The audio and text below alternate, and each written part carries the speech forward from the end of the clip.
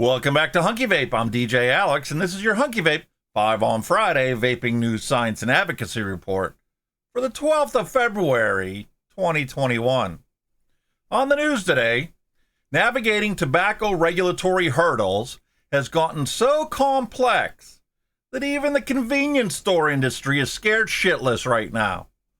From local flavor ban ordinances to potential tax increases, the fresh batch of tobacco law changes are going to mean significant changes for convenience store retailers and even the large chains.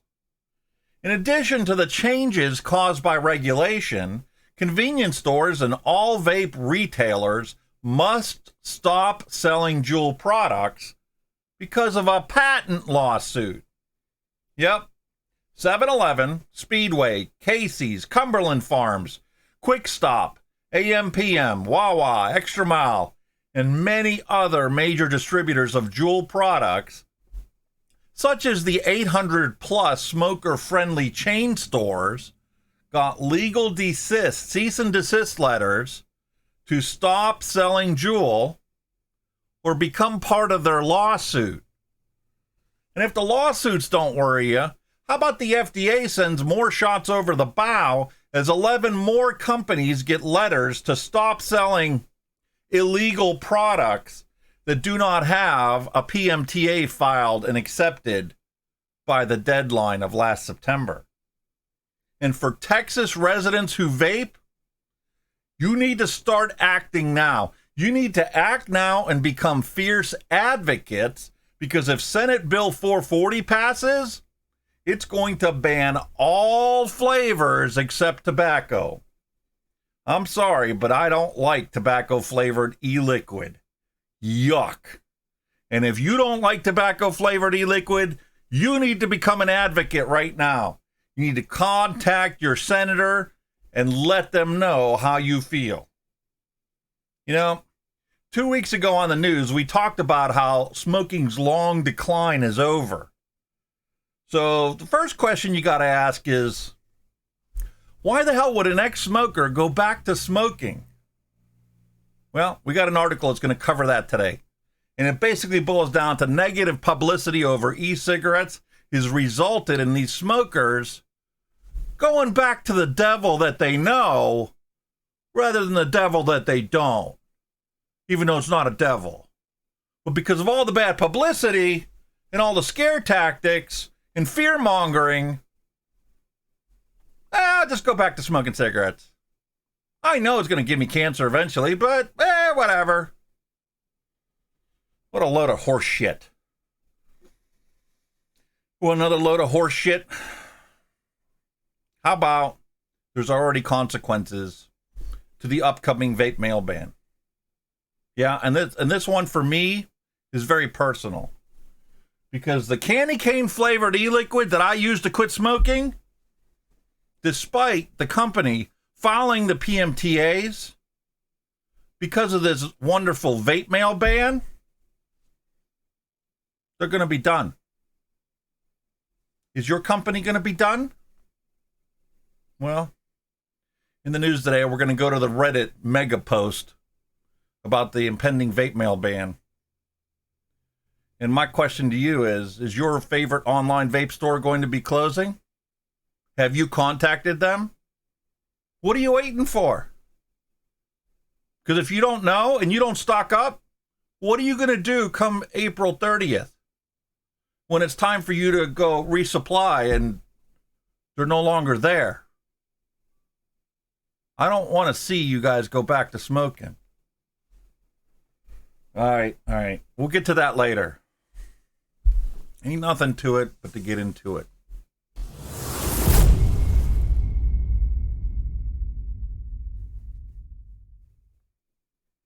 Yeah, we talked about this 2 weeks ago. You know, smoking's long decline is over and the convenience store industry is going to profit off of all these new regulations and on how the omnibus bill now redefined all electronic cigarettes as a tobacco product. Even the coils that go into your thing that have nothing to do with anything other than being metal and cotton, that's now considered a tobacco product. Well, convenience store industry is also scared shitless right now. Because every time you turn around, there's a new piece of legislation passed. Or this city decides that they're going to ban this. Try managing a chain of stores and keeping every single store compliant with the law. It's getting to be really ridiculous. I mean, I feel for the mom and pop shops that, take their hard-earned money. They took a very personal quit smoking experience and it got them to open up an actual retail store. How many of them are we going to lose along the way here? Well, it's no surprise that we're losing them along the way because even the convenience store industry is scared right now. From local flavor ban ordinances, massive tax increases that are different for every single thing that's out there because they don't like to apply things, on a uniform scale. Some cities tax it by the milliliter. Some tax it by the number of products in a package. Some are ridiculous, like the 95% taxes based on the retail price of an item. If these guys are scared shitless right now, how the hell is a little mom and pop shop going to open up and stay open?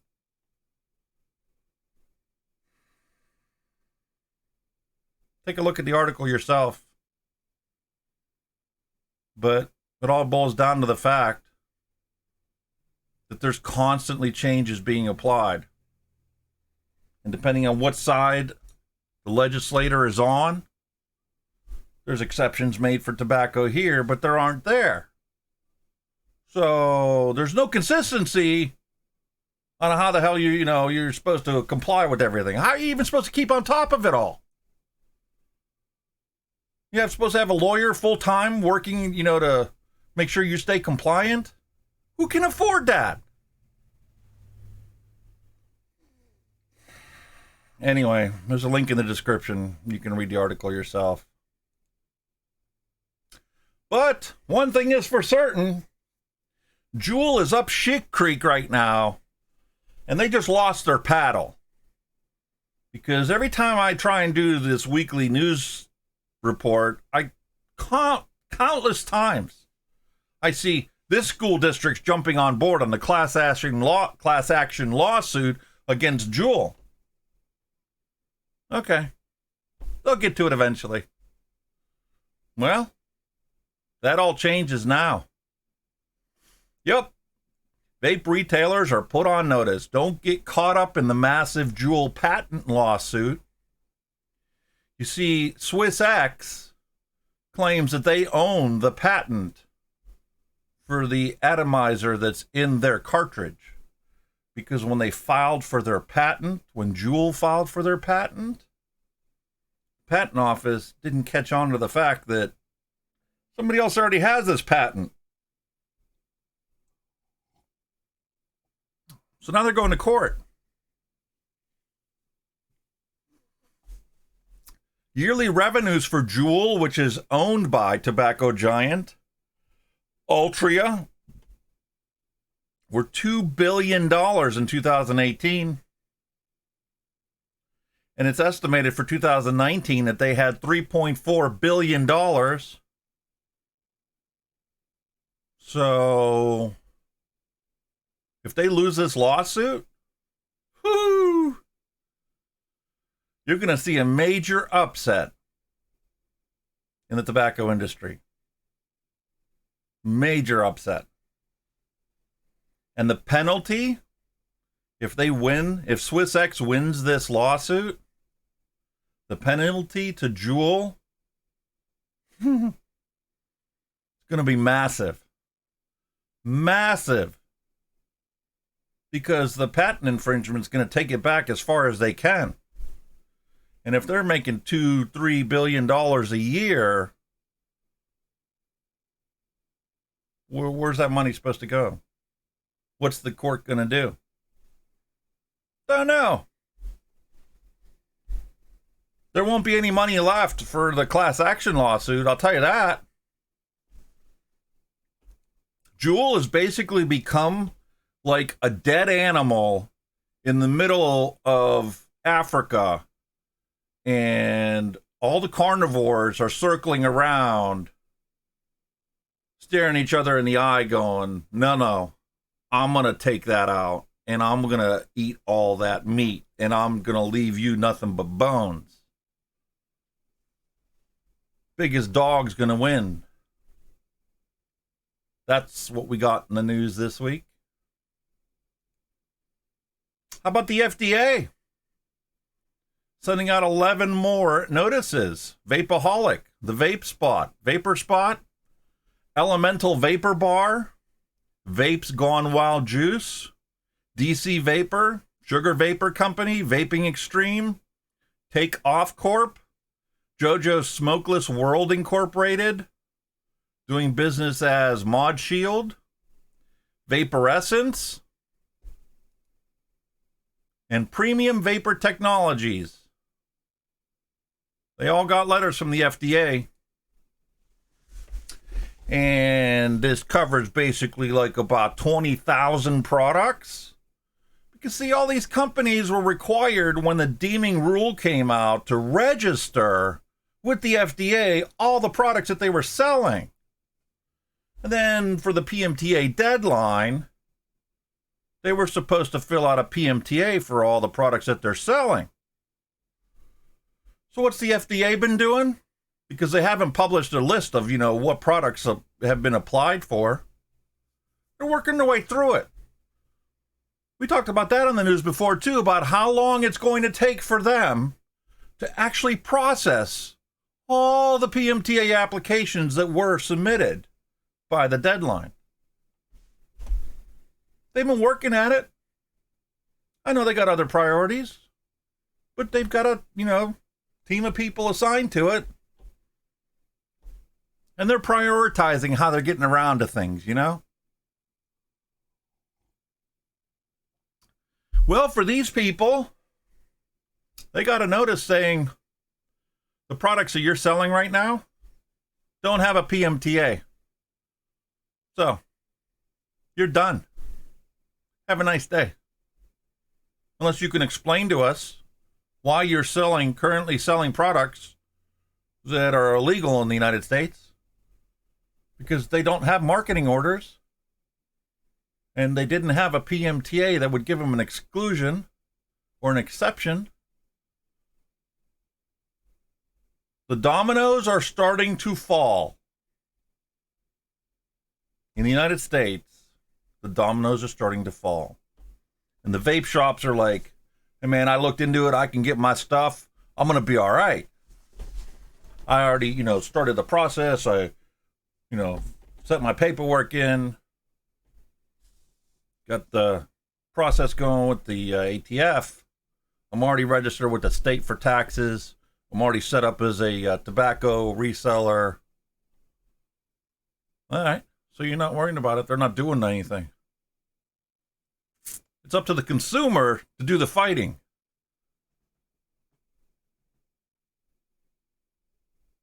Dog eat dog world. This goes out with special attention to my son. Time you become an advocate too, brother. Time you become an advocate too, buddy. Yep. Because now there's a bill that's been proposed down in Texas that's going to prohibit the distribution of flavored cigarettes. Oh yeah, no big deal. Electronic cigarettes or tobacco products. What did the omnibus bill do? It made all vapor technology products, even the ones that don't have nicotine, a tobacco product. So, you are now fighting a potential flavor ban in the state of Texas, the state of freedom and independence. It's time for you to get off your butt and start calling people. form a group of people to let these politicians know that this is not acceptable, that you need this so that you don't smoke. And they even gave examples in here of the aroma or taste perception that is banned. And that's like an alcoholic beverage. Any candy, any chocolate or vanilla, any fruit, any herb or spice, honey, menthol, mint, wintergreen, all banned. Yep. Civil penalty is $250 for each violation. So if your vape shop decides that I'm not worrying about it, what are they going to do? Yeah, well, when the Attorney General comes into their place and goes, oh, you've been in operation for how long? Let me see all the transactions you have, because for every transaction that you have, that is a $250 penalty. And they also get to collect any reasonable expenses that are incurred in obtaining the civil penalty. So all the lawyer fees, for all the lawyers, the researchers, the investigators, they're all going to mount up. So if you're oh, it's only a $250 violation. Yeah. How about there was already a company in the news this past week? They got fined $30,000 for selling illegal vape products. $5,000 was the actual fine. $25,000 of that was for the cost incurred by the state to penalize this business. Here we go. The dominoes are starting to fall. Before I get any more irritated, let's move on. You got to wonder, why would somebody go back to smoking cigarettes if they're an ex-smoker? They have a product and it works. And as long as they can get it, they should be able to stay away from going back to cigarettes. They should be able to not relapse.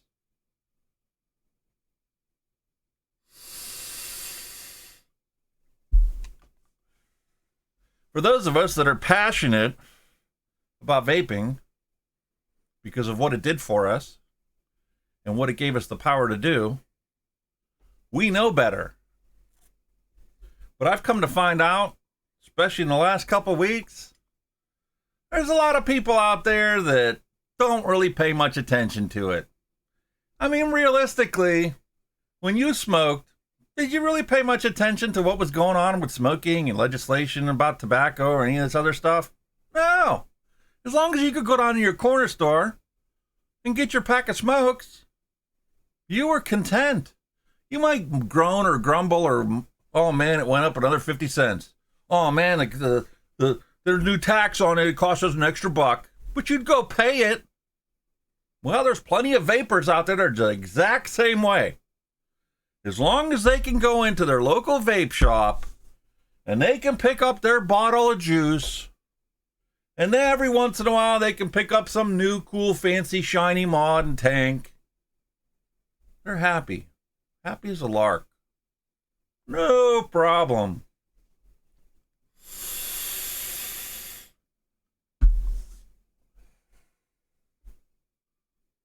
Well, because there's so many people that are just content with their vape and they're not, passionate about it like we are.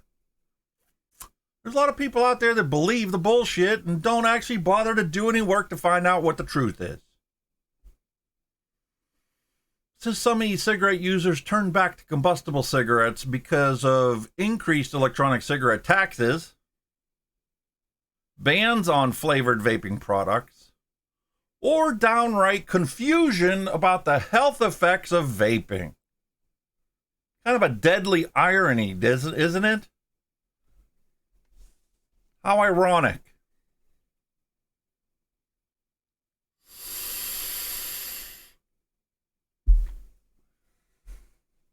at least 95% safer than smoking deadly combustible cigarettes, vaping is being attacked. I saw a recent study that said 73% of people out there think that vaping is more dangerous to your health than smoking death sticks. 73% of people out there think vaping is worse than smoking, despite the science proving otherwise. We've covered science almost every single week that I've been doing this. But people don't give a shit about it. They're only worried about it when they can't get what they want. And of course, by that point, it's too late. It's kind of like Pandora's box.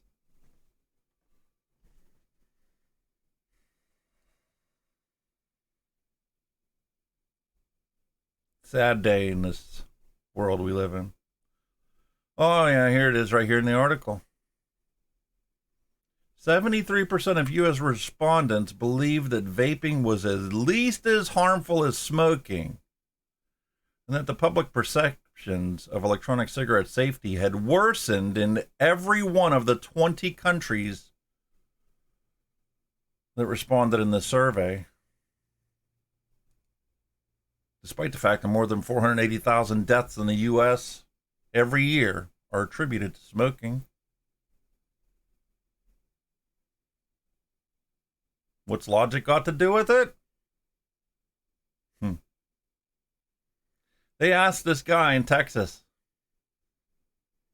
that gave up Marlboros for electronic cigarettes but then switched back in late 2019 after the Avali scare.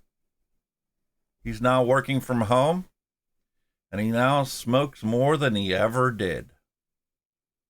His reply was, "You trust the devil you know. I keep smoking. It's going to give me cancer." Whereas vaping is uncharted territory. Yeah, that kind of reasoning can only be responded to logically with a facepalm. What do you say to somebody like that?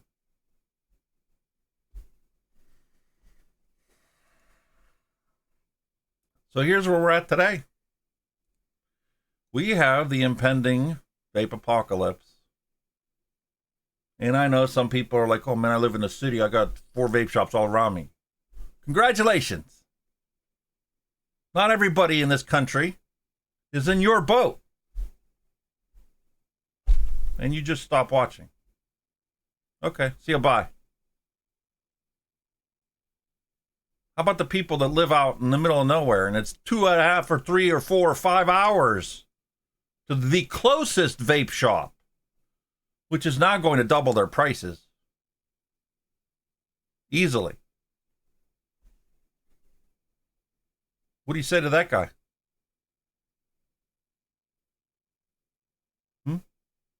I've already seen countless posts on Reddit, people saying, oh man, I'm just going to, twice a year, I'm going to drive up to Canada, buy all the stuff I need to, keep vaping and bring it home with me, and I'll be good. Worst case scenario, I'll be good. I live in Montana, so Canada's 3 or 4 hours away. I can go visit half a dozen vape shops. Congratulations. What about the rest of the country? Well, there's plenty of people out there that don't even know about this. So if you know a vapor, make sure you let them know. If they're ordering stuff online, yeah, that's coming to an end here real quick.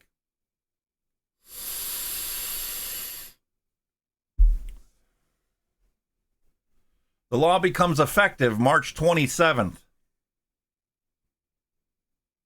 And the Postal Service has until April 27th to make the regulation changes. It's Valentine's Day weekend. Should be celebrating. Planning a nice evening out, dinner, chocolates. And here we are. Another vape apocalypse deadline. Everybody thought PMTA is the vape apocalypse. Oh, no, we'll still be all right. Yeah, well, this is not the PMTA vape apocalypse. This is the enforcement of the PACT Act. And those people that continue to sell illegally will face serious consequences once it catches up with them. Yep. There's a link in the description below. But here's the dates that you need to know. For FedEx, March 1st. FedEx will stop shipping anything that's declared as a vaping product after March 1st. For UPS, it's April 5th. And for the post office, it's April 26th. No longer allowed to legally send anything to any consumer. And people are like, oh, well, business to business is still probably going to be covered. We'll find an exception. And I've already seen posts where people are saying, oh, well, we got this company that's going to stand up and is going to distribute products. Is it going to be cost effective for somebody to drive 5 hours to make a delivery to some guy in the boonies?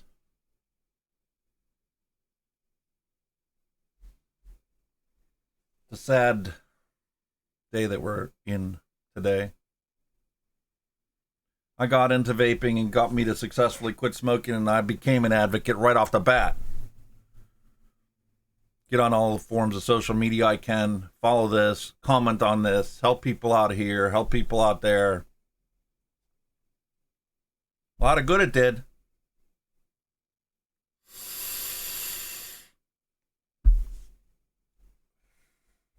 No, I'm not giving up.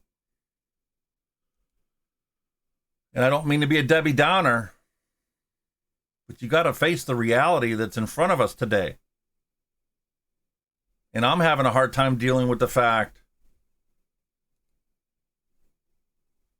that the candy cane, e-liquid,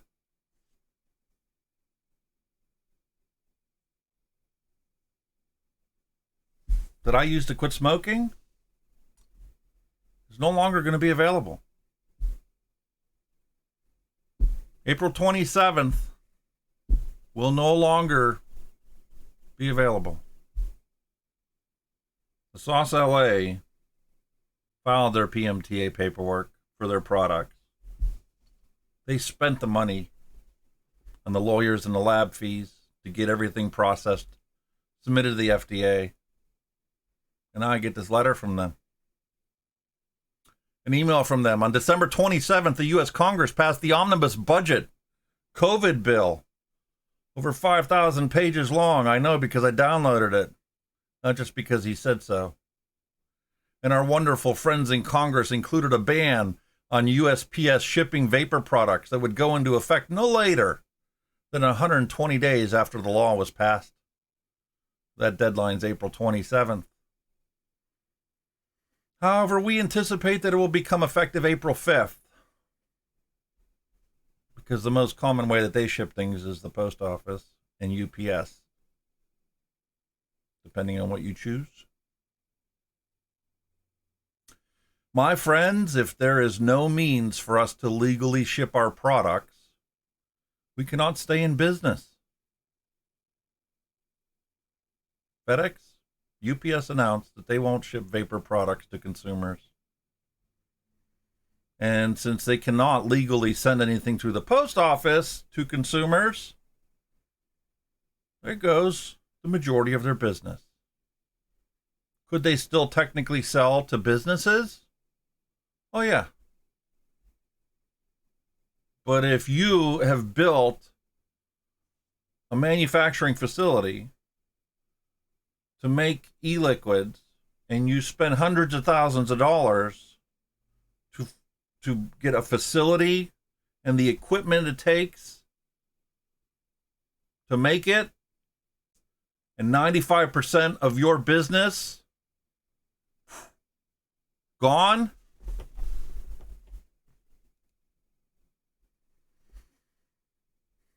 I get why they're closing. but it's still a hard pill for me to swallow.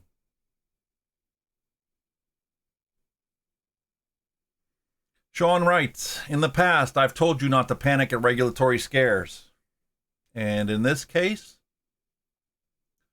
there is no means by which we or any other online suppliers, for that matter, can continue to provide e-juice to you.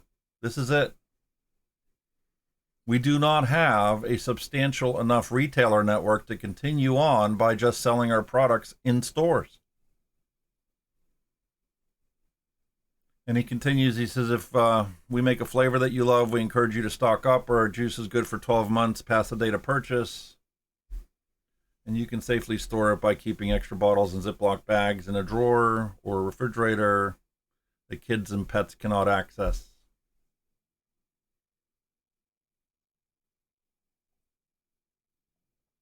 And they're already out of stock on a lot of stuff.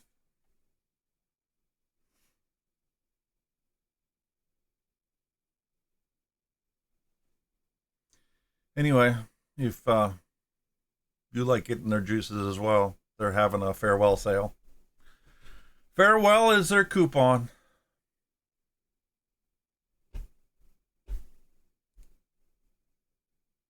If I was a bird, I'd fly into a ceiling fan right now. Yeah, that's kind of the way it feels. You fight and you do the best you can, and sometimes no matter what you do, it's just not enough.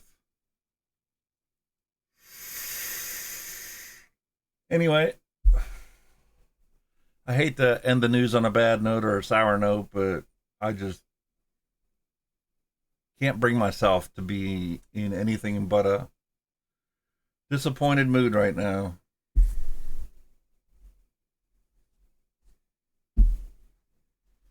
Vape Wild, they're gone. They were gone at the PMTA. I really had hopes for the Sauce LA. They went and they did the regulatory hurdle, but it didn't do them a damn bit of good. Anyway, leave a comment below if you know of any other vape shop that's personally affected you and is no longer going to be available. And if you don't know, then I'd get a hold of the people and ask them. I don't know how Element's going to survive. Maybe they'll move to Canada. Anyway, that's it for today. The 12th of February. Whew. Thinking about April. 12th of February. Start your stocking up if you don't already have a stock pile. There'll be changes on this channel too, because I certainly can't afford to keep going into the local vape shop knowing what he charges. Nice store, nice guys, but they double the price of whatever it costs them to get it. That's what they sell their shit for. Bottle of juice like this, almost 20 bucks. Bottle of juice like this is 30 bucks. Time for me to start making my own juice, so you'll be seeing those on the channel. Place an order from Liquid Barn. Nick Rivers got a supply over Valentine's Day weekend, 25% off everything. No coupon necessary. If you don't have a stockpile and you live in a place where you can't get this other than getting it online, I'd place your orders now. And like I said, I placed an order from Liquid Barn. Get a starter kit. I'm going to do a review on a starter kit. Making your own e-juice.